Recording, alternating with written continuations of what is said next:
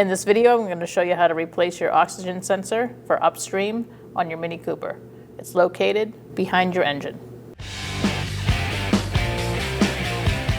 We're going to disconnect our connector first by pushing in on this tab and pulling it apart. Once you unplug it, you're going to pull that down.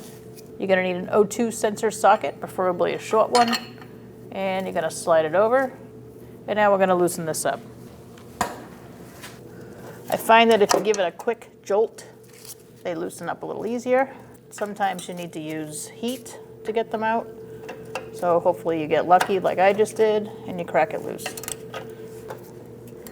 Just a tech tip too, if you wrap your cord up, your electrical part with painter's tape, it makes it a lot easier.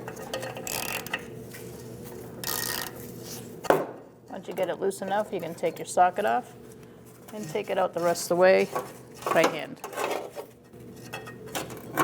Remove it. Now we're going to put our O2 sensor in. You're going to start it by hand. Again, you can tape up your wire if it makes it easier for you to thread it in. Once you get that hand tight, you're going to torque it to 30 foot-pounds. Remove your tool. And now we're going to undo the tape and plug it in. So now we're going to plug this in. Make sure you line it up correctly and push it on. You should feel or hear that click.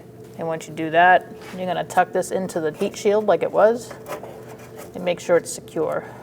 So now we're going to slide this onto the little plastic bracket that's on the frame. It wasn't here to begin with, so we're going to put it back where it goes. It should be locked in like that. When only the best will do, demand TRQ. The only company that lets you view before you do. TRQ is committed to offering the highest quality aftermarket auto parts that are engineered for peace of mind. Thanks for using and viewing with TRQ.